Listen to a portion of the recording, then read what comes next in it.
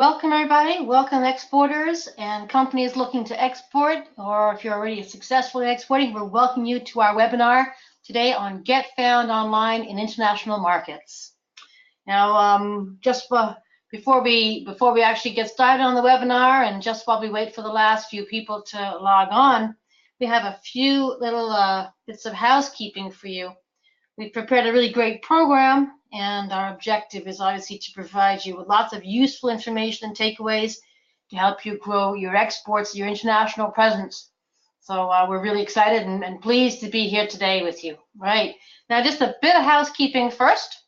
So this webinar is going to last about 45 minutes long. We've got 3 polls during the webinar, and we'd love you to answer that and you know, have your responses on that. So we'll let you know when to click on your mouse for that.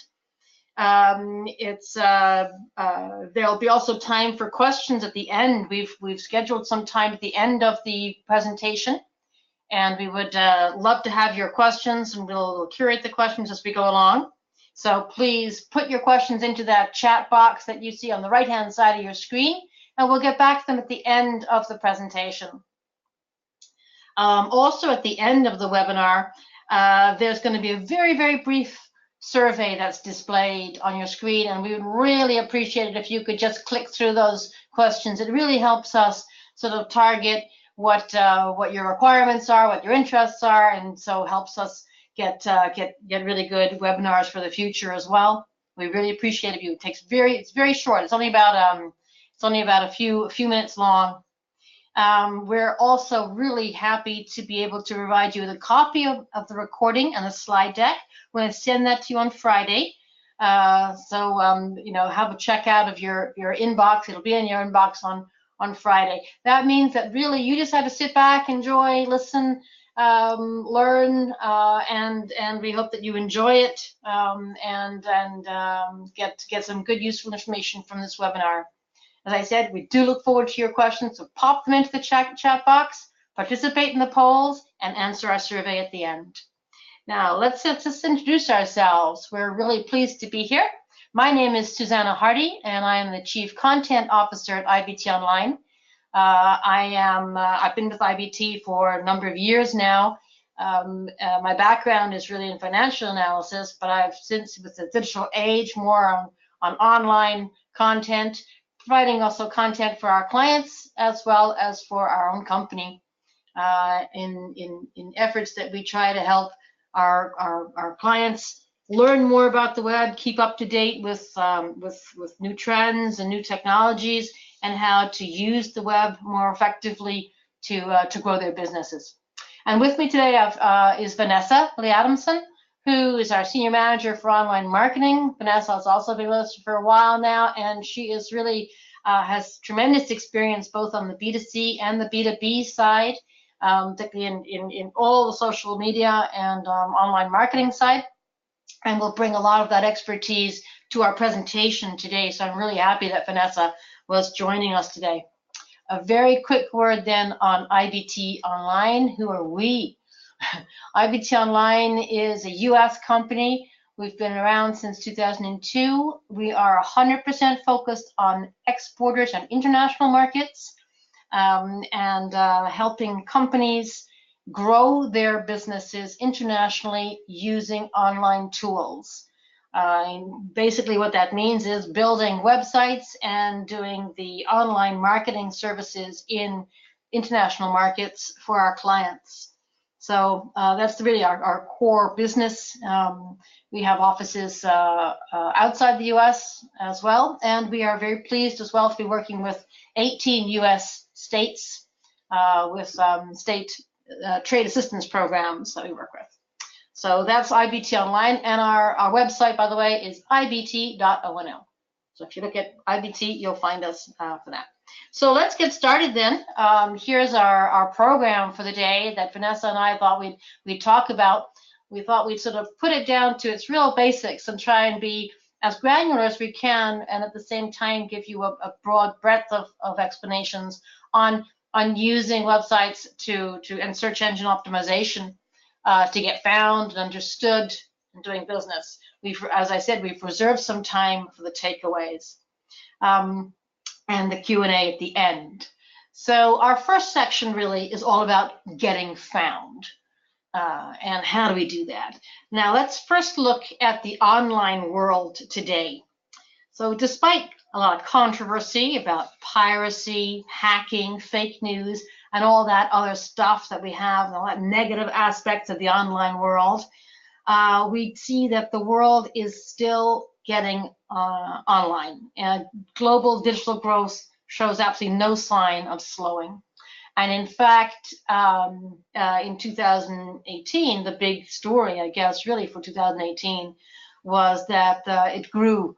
Online grew quite a lot. There was a 9% increase in internet users over the year. So that was quite an acceleration, actually. That also means, putting that in numbers, over 360 million people came online for the first time in 2018. That's over 1 million a day. And by the way, this compares to a global increase in population of 1%. So, you know, 1% more people in the world, but 9% more on the internet for the first time. 57% of the world is now online. And not just getting online every now and then, the average time spent per person is 6.5 hours a day online. So, you know, more than 4 billion of us, 57% of the population is online, and they're online for a long time. So what are they doing all this time? Well, the growth of the internet is clearly fueling social media use. You know, 45% of the world's population now are social media users. That's 3.5 billion people. It's interesting to note that the majority access that via mobile phones. And we'll get back to that later in the presentation. But I think these are the sort of big picture numbers that I wanted to highlight to you. So what does all this really mean for businesses and for exporters? I think from while we see it, we really feel that this is a paradigm shift for businesses. You know, today's business world is decidedly customer-centric. Businesses no longer have the choice. As their customers, their prospects, you know, suppliers, competitors, everybody is online. And the customer is really empowered. So you as a company, you have to provide the goods and services when and how they want. And your job as a sales and marketing exec is to try and influence all those interconnecting threads that you see on the right-hand side of your screen between customers and prospects, and try to get them to know of your existence and engage positively with you. And I think nowhere is that more important than for exporters. So it's really quite a challenge. But luckily, there are a lot of online tools available today that are within reach of all companies of all sizes. At the core is a concept called website localization. And to understand that, I think it's helpful to look at how search engines work and what are the core basics of a search engine. So what do they do and who are they? This is a map showing you sort of the core, most of the search engines of the world. You know, Google is the clear star. Search engine, it's an incredibly monopolistic world as well. Google is supreme one with a huge global share market. But in some areas of the world, that market share is well over 90%. You know, in Latin America, most of Europe, it's over 90%. Now, there's some big exceptions. Russia is dominated by a Russian search engine called Yandex, and China even more dominated by its homegrown search engines, led by Baidu. Nipping clearly at the heels of Baidu are Zhenma, Sogou, and some others. There's Naver in South Korea as well. So, you know, the key ones that you should really know about internationally: Google, obviously, Baidu, Yandex, if you're interested in Russia. So all of these different search engines, with Google being the head market share. So what do they do, and how do they basically, one could say that search engines organize the internet. They classify information and then they rank it. And I think the important point here is that they don't rank it according to what you want. They rank it according to the searcher. So this makes search engines searcher-centric. It's kind of similar to that diagram we just saw about customer-centric. Think of Google, for example, as 192 different Googles, different search engines. So, search engines don't really care about your website or your wishes. They categorize and prioritize websites according to the user. In that sense, they're localized. So you might have the best product ever, and your website in the US or in the UK or in your local home market of Germany or whatever gets you good traction in that market, particularly near around your headquarters. But it can be absolutely invisible, and you should assume that it is invisible to people in other markets. Even in the UK, if you're a US company, you're invisible to someone in the UK. Google does not rank your US website as relevant to someone sitting in the UK. So here's an example of a screenshot of on the left-hand side, my Florida-based colleague. This is what she gets when she searches for red shoes, and this is what I get when I'm sitting in the London office and I Google google.co.uk. That's the search engine in the UK. I do red shoes, and that's what I get on my right-hand side. It's a very different result, and yet it's a very generic request, red shoes. So you get, in Florida, you would get Florida-centric responses, and in google.co.uk, I'm getting things that are relevant to me sitting in the UK. I've listed here in the next slide the 10 criteria that we use to define a localized website, and therefore to be relevant to these search engines at a local level. Note that translation is just one aspect, one criteria out of all of them. So in order to be relevant and have to a local search engine, and therefore to show up on this customer-centric world, you have to be able to fulfill these 10 criteria. As I said, pure translation is just one little aspect of it. So I think that's the first message that we wanted to give you, is search engines are localized. They care about the local searcher. And if you want to reach that local searcher in your export markets, you're going to have to adapt and deal and please the local search engine. And to do that, you need to fulfill these 10 criteria.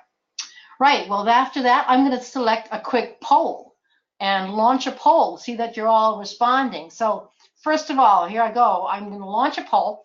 Do you have localized websites for your export markets? Are you already localizing your online presence?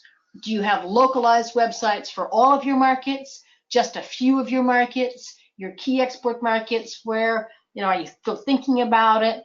I can see most of you, many of you have replied. Most of you have replied. I'm going to give you some feedback on this. I'd say about 40% of you have localized websites, but only for a few export markets. So that's sort of the big clump of you, that you have some export markets that are already localized, and that's great. We're really happy to see that. So well done for those who have already begun localizing some of those websites. Close that poll and just continue with our presentation now. We wanted also now to talk about some of those criteria. So besides getting found, we want to be said how you're understood. This is not a geeky tech webinar, but we do think there's a couple of things you need to have under your belt as a sales and marketing or an international company. So if you, we're going to split it in two here. We're going to talk a little bit about the tech stuff. If you think of your website as your main sales and marketing tool, after all, it's the very first place a new prospective client will go to check you out. So a lot has got to go into a website to help build the trust that you need to go forward with the buyer's journey. We won't go in all of this tech in detail, as I said, but there's a couple of things we wanted to to really put for you and highlight for you. The first really is about behind the web, behind your website. What's going on behind your website? And there are two things we wanted to highlight, which we think are probably worth noting for you. The first is something called a CMS, Content Management Systems. Content management systems are the architecture platform that websites are built on. There are lots of different ones, and webmasters all have their individual favorites. But if you're going to go international, you need to know that not all CMS systems, not all content management systems are good at going international. Not all of them are good at supporting different languages, different currencies, different typefaces, different time zones, measuring systems, and so on. So you need, when you're looking at webmasters, you need to work with people that have international web experience. Similarly for hosting. Hosting is actually really important and gets sometimes neglected. Google has a local hosting as a criteria for its ranking factors. Many countries won't even let you have a local website unless you do host locally. China, for example. Hosting locally will allow you to have a local relevance. And also, most importantly, for your audience, it means that there's good upload and download speed times, which is absolutely essential. And I've left that little quote in from Google about, how long it takes for someone to open a website. And for them, they're looking at under half a second for upload and download speeds. And they say, 2 seconds is an absolute threshold for e-commerce websites. In order to get that, you need to be hosted locally as well. Next on our list of the sort of must-haves for international search engine optimization is digital compliance. And again, this is something that sometimes does get forgotten on the when people are looking at internationalization. It is an increasing concern, and it should not be ignored. It will be an increasing feature on your radar screen throughout 2019 and beyond. This is now, the internet is no longer a Wild West. It is now becoming a major aspect of all internet productions. Leading the four, I guess, is Europe with the General Data Protection Regulation, GDPR, which was introduced in May 2018. It's a very important one, but it's not alone. I mean, the California, for example, California Consumer Privacy Act is a mirror image of GDPR. And GDPR is being looked at by a lot of other countries, Japan, India, Colombia, Canada, are all looking at seeing how GDPR is being rolled out in Europe and seeing if they can apply it equally to their countries. So this is something you need to be aware of and you need to be compliant with. It is, the fines can be eye-watering. So make sure you're on the right side of GDPR. And this is actually time for me to launch my second poll. And it's something that we care a lot about, and we work a lot with our clients on, and actually have, GDPR compliance thing. How are your websites digitally compliant? Do you have any idea? Is it your domestic one, your domestic and all of are you right ahead of the curve? Digitally compliant on domestic and all international websites, a few international websites? Where are you on that spectrum? And I'm very pleased to say that there are some of you, a good collection of you, which feel that you are digitally compliant on your domestic and all your international websites. So it's well done. But the bulk of you are very much working on it, and working on the international and the domestic side. So I am glad that you're aware of it, and that that many of you are compliant. And I'm happy to see that you're at least working on it going forward. This is something that's not to be ignored. Right, I'm going to close that poll and pass on to Vanessa to talk a little bit about registering domain names. Vanessa? Okay, Thank you, Stana. So next step for your international web presence is deciding on your domain name. There are actually quite a few choices, and we typically start by asking a client about their priority markets, target audience, and competitors. This will determine whether we privilege a country or a language style domain name. So if we could just take a look at the next slide. So I told you there were a lot of choices.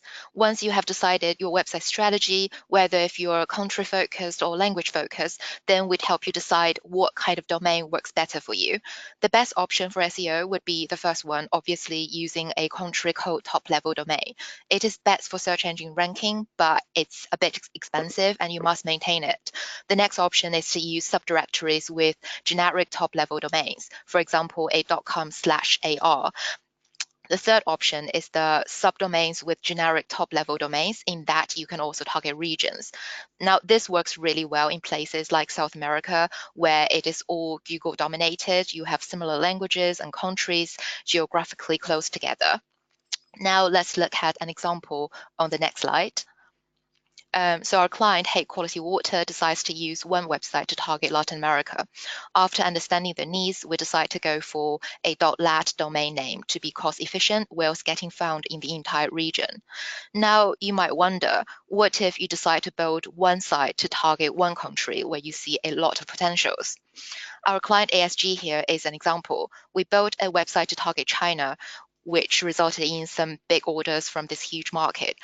Purchasing a .cn domain name was an obvious choice for ASG, but I would also like to point out that not all domain registrars have access to register .cn domain names. It gets messy if you don't know who you should be dealing with.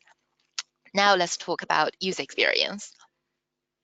Thank you, Vanessa. That was great. As you can see, it's not always easy on the domain name side, and certainly we would look to, one of the things we do right from the beginning is understand the strategy and work with the clients to make sure that they have the right strategy for which domain names they're getting. So looking out here at now the other part of being understood, besides the techie part, we're going to look at some of the user experience parts. This is just as important as making sure that you engage and be understood and get engagement from your prospects in international markets. Now, the first thing I think I wanted just to highlight in terms of this was just design. Now, design is something that you can really sink a lot of time and effort and energy to. There's a whole huge section of the web master that is dedicated to design. I just wanted to highlight a few things to you. When you're going from one language to another, when you're saying, I've got a US website, I want to put it in Chinese. I've got a Swedish website or an English website, I want to put it in German. It can affect the design. Obvious things are things like, color and photos and images, and you have to make sure that those are culturally appropriate for the new market. But there's a finer grain that also affects things. Typically, for example, in the case of translating something into a Chinese website, the choice of fonts, size, whether you use bold or not, all becomes really important because of the way that Chinese characters look. This is a screenshot here on the right-hand side of a client of ours from their mobile website. Can you imagine if that handheld device, if the screen on that handheld device starts having bold or fonts that don't work well or something like that, it becomes very, very hard to read. And the core of user experience and good design is ease of reading. On the left-hand side, I've got a screenshot of another of our clients in German. Again, this is a screenshot of the mobile screen. German is also not always easy if you're translating from one market into another. Typically, a German website is about 20% longer than its US equivalent, just because German can be quite a long words. The words, they also like compound words. And I'll give you an example here. Just imagine putting that onto a mobile screen. So again, design, yes, all kinds of things about obvious, culturally appropriate photos and so on. But there are other points as well that has to do with design, especially when you're going from one language to another across markets. We wanted also to highlight translation. Now, I mentioned that translation is just one criteria, but there are a few things to make sure that you get it right. First, make sure everything is actually translated. That doesn't mean just your basic website, but also all of your site navigation to your content, to your help desk, and that includes things like multilingual SEO meta tags. These are the lines in the HTML of a code that give Google proper context when crawling along pages. Those have to be translated too. Headers, keywords, and other elements of the article structure are important ones. So they all need to be translated as well, so that Google or whichever search engine is understands that it is truly a country-specific site or a language-specific site. Next, beware also of machine translations. We think that they're just not good enough yet, although they do have lower costs and there is a place for them. Just a tip as well, don't automatically redirect a user to a different language based on location. It's fine to suggest it, but you don't know without asking if that user wants the other language or not. You never know if there might be an expat or an English language searcher in France, or a student of a foreign language, or someone who's just lost on the internet. There's a lot on our website and recent blogs in particular. If you go onto our website and look at the blogs, you'll find a lot of blogs about translation and about different countries. Spanish, German, Arabic, Chinese are all reviewed in depth in terms of the translation effects there, if you go to our blog. Next, on user experience as well, I wanted to talk about localizing keywords. This is actually, again, quite important and goes together with translation. If you're translating Spanish into Spanish that's spoken in Spain, that might not always be the right way to translate it if you're looking at the Mexican market, for example. And that is very clear when you start looking at keywords.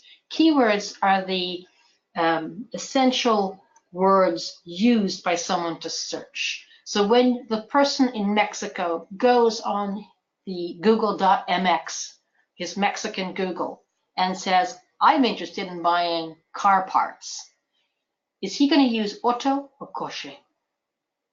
Similarly, in Spain, is he going to use coche or auto?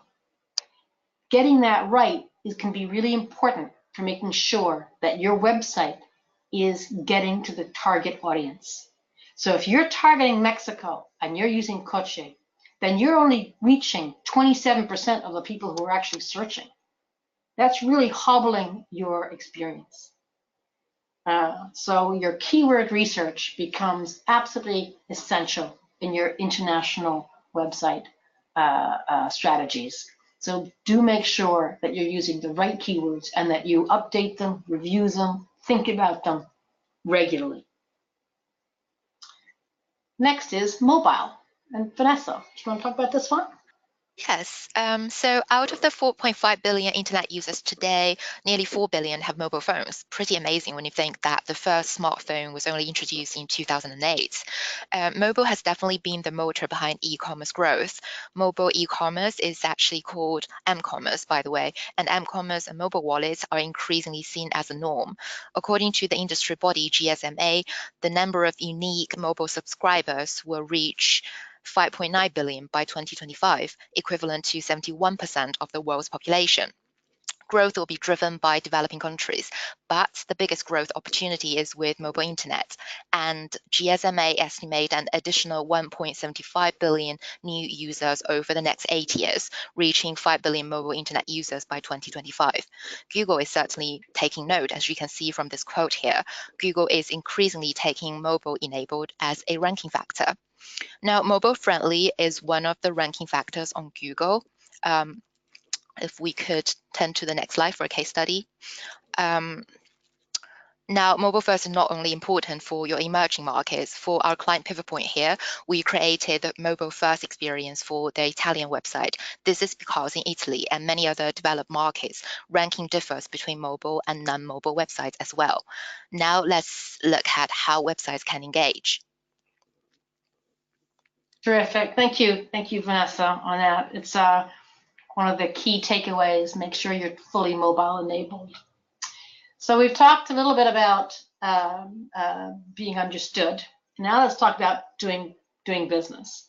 And for us, really, that comes down to engagement and making sure that you are not just being found by your prospective buyers, not just understood, but that they like you and that they engage with you. And for that, I think we're going to be looking at a couple of different areas here. First of all, I think for us, it's really important to say, doing business, getting engagement means communication. It means, in other words, on online communication, that means online advertisement, social media is what it comes down to. So, it's talking about creating content, putting out content that is of value and of relevance to your local prospective buyers, and getting that engagement and becoming the expert that they want, getting value for your prospective clients. This is a map of some of the key social networks. It really highlights the strength of Facebook. As I said in an earlier slide, 3.2 billion people on the planet are now using social networks on a very regular basis. That's really a basis of a few hours a day. And there are some markets which are use social networks, in fact, to search things for, particularly markets like the Philippines and mobile first markets, India also. They'll actually go on social networks rather than going on to a Google to search for things. So that's, again, really quite an important one. Measuring success, I think, is one of the keys for us on that. And I think one of the biggest mistakes we see companies making on side is really not measuring and taking that and not putting enough emphasis on measuring the success. Because if you're measuring things, then that means that if you're measuring your outcomes, then it means you have your set objectives and you've thought about your realistic goals. For international markets, that is absolutely important as you build up brand recognition and the trust that is so needed in those buyer journeys. So for us, before you get involved in social media and online marketing, the very first step, define your goals, choose your metrics, and then once you've done your social media, done your online marketing, analyze and learn through them. There are lots of different KPIs you can use to evaluate your success or otherwise, and learn from them. And I think that's time for me then to launch my third and final poll. Do you actively use social media today? Do you actively use social media and marketing on your websites today? Domestically, but not internationally, domestically and in a few export markets, domestically and all your export markets. These are the keys that we really want to say, are you okay, many of you have replied, some of you have replied. It's great to see that the vast majority of you, the very, very vast majority of you are using social media and online. And I'd say it's evenly split. I mean, there's a few of you who are using it in all your main markets, but most of you are using it domestically and in a few export markets. Very happy to see that you are using it. There's a few of you who are still thinking about it, but the majority are using social media and online marketing in some export markets, which is great. We'd love to see that. Well done. So this are our key takeaways is this. Make sure you start out in your social media and online marketing by defining your goal to start with. Vanessa, do you want to talk about keywords for social media? Yes, so getting the keywords right is still at the heart of search engine optimization. What keywords have potential to rank in your target market? What keywords would you like to get found for in your international markets? And how do you go about search's intent? These are the key questions to ask before we establish SEO strategy for our clients. You should know that even for markets speaking the same language, users with similar needs might be searching for completely different queries, as we have featured here. Now, speaking of SEO strategy, we have to talk about creating blog content to optimize site performance. Now, this slide features a blog we localized for a client for the UK and Latin America market. We then promoted the content on social media to boost performance. Our goal here is to drive mid-funnel traffic to the site. At the same time, we noticed a boost in keyword organic searches landing on our blogs via Google as well. We have listed some metrics here for you to demonstrate how we measure performance for this specific campaign. Now, if your brand is still getting known in your target market, you should create top funnel content to drive targeted traffic to the site and build up pixel audience for further retargeting. Here is an example of promoting Borman products in the UK and in Germany. Our target persona here is art teachers. By creating and promoting this top funnel blog on social media, we were able to run retargeting with product ads later on using our pixel audience from this campaign. Now it's time to hand over to Sana for takeaways and Q&As. Thank you, Vanessa. We really wanted to, as I said, this is, we're getting see that there's a lot of questions coming in. We're very happy to see that. We will reserve some time for questions at the end now, but just wanted to sort of give you some summaries of our sort of takeaways as well. I think the first thing we really wanted to just find or emphasize for you was that, exporters can really benefit from the international websites. The world is online and the world is communicating online. It's on social media, it's on online marketing. And therefore you can use tools like localized websites to get found and be understood and do business and engage with prospective buyers in a very meaningful way across all markets. And these are now within reach of all companies, no matter what size. These are no longer just the tools used by companies with deep pockets. These are now tools available that can be used by companies of all sizes. So localized websites is the way to go in order to grow your business internationally.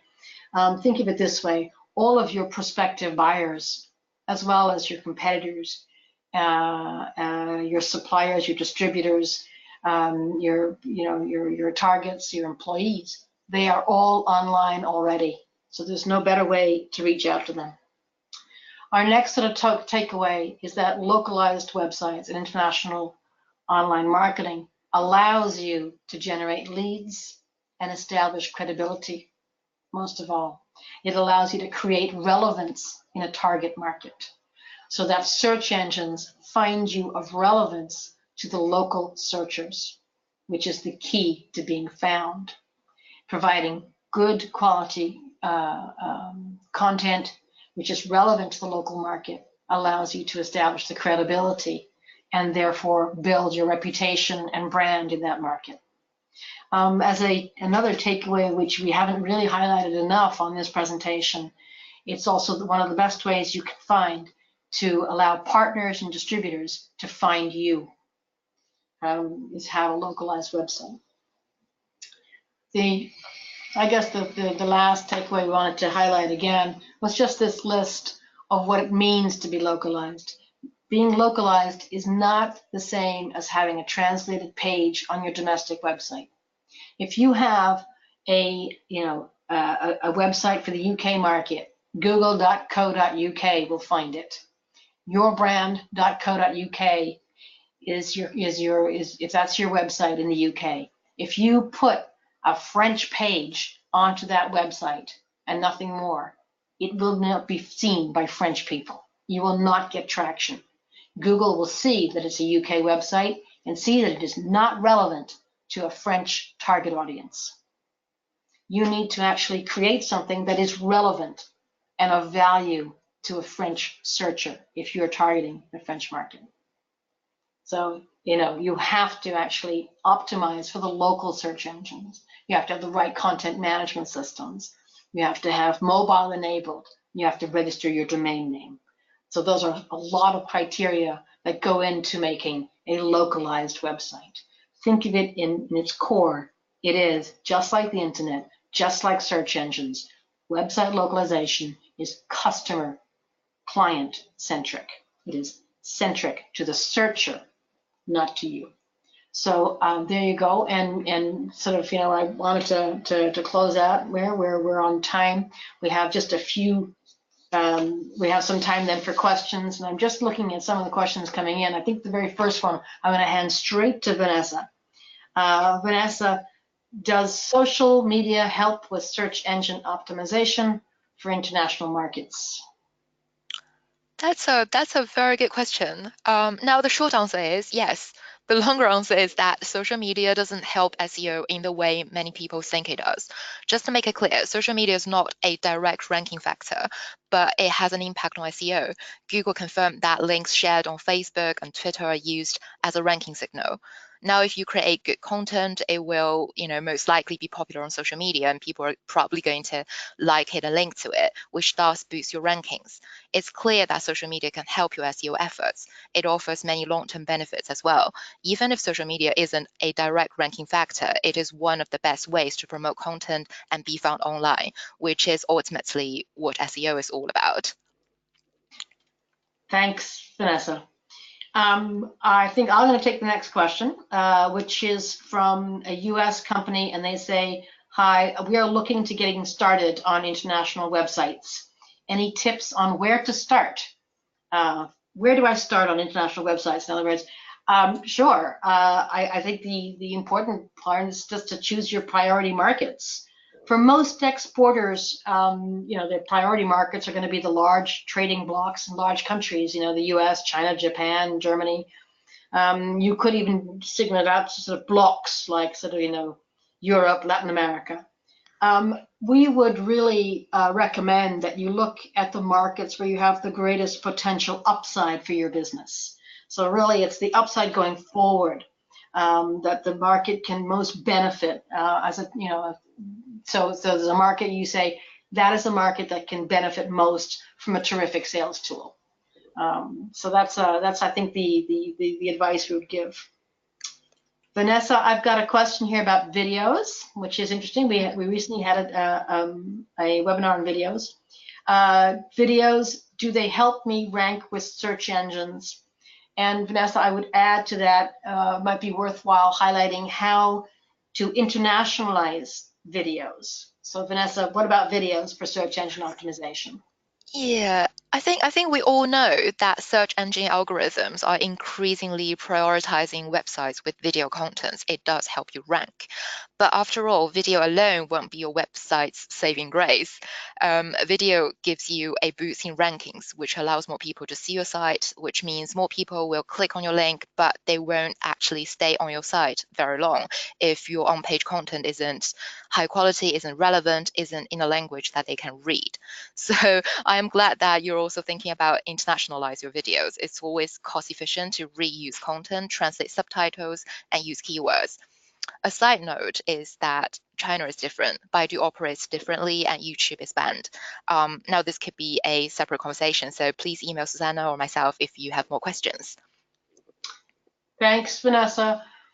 I've actually got 3 questions, which I'm going to group together. They all concern how does Google deal with English language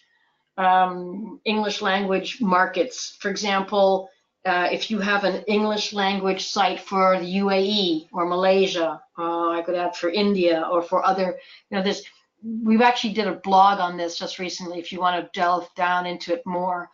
But I can tell you that it's kind of like the examples we gave you between Portuguese in Portugal and Portuguese in Brazil, or Spanish in Spain and Spanish in Mexico. The English keywords in UAE are different from the keywords used in the United States or in the UK. Just simplifying it, if I take the English used in the USA and the English used in the UK, there are different grammar, different pronunciation, different colloquialisms, and different spellings. All of that matters because the internet, and especially websites, it's all in the detail. And even though you're not translating a website as such from, let's say, a US website into a UK website, you are localizing it. You're making sure that the spelling is UK centric or is UAE centric in that sense. You're making sure that the words used are the right keywords. If you use the wrong, I mean, the silly example that people always use between the US and the UK is trousers and pants, or lorries and trucks. You know, in the UK, you're looking for trousers. In the US, you're looking at pants. You know, you just won't get the same. You know, if you're not localizing it, you're not getting a good reception. I would add another point as well, beyond the point of translation. If let's say you have a US site and you're targeting the UK, if your UK audience feel that you don't care enough about them to even put up a UK website, it doesn't bode well for the trust they have in you or your long-term build and reputation. Clients need to feel that you care about them. Therefore, if you're targeting a market, invest in that market, at least to have a microsite as a minimum. So that's sort of a big picture view on some of those questions we're getting about UK or English across the world. You know, an English site in Malaysia, an English site in India, an English site in the UAE. They all need to be localized. Okay, I'm going to ask one more question here about hosting internationally. We hosting internationally, is that safe? I guess the person means, is it safe from hacking or and data breach? It's no less safe than hosting domestically. For example, we use these very, very large multinational companies who have server farms everywhere in the world, which allow you to host internationally. So these are very competent, very large companies that are not, I mean, when we talk about hosting locally, we're not talking about using a small, untried and untested supplier. We're talking about some of the huge global players. We do have quite a few more questions, but I realize that our time, our 45 minutes is sort of up. We wanted just to round off with two more things. First of all, there is a handout which each of you can pick up off the screen. It's called Global Social Media for Exporters. We thought, you know, if you come to a party, you've got to have a party bag. So we thought you would all enjoy that little infographic. You can pick it up off your screen. It says Global Social Media for Exporters in the handout section of on the right-hand side of your screen. So you can just drag that onto your screen, and you should be able to see that. And as an infographic summary of all the global social media for exporters. The second point, just to remind you of our very brief survey, which is about to appear on your screen once I close this. And thank you again. Thank you also, Vanessa, for joining me today. Thank you all very much for attending our webinar. Happy exporting to you all. Thank you, and we hope to see you again soon. Bye-bye.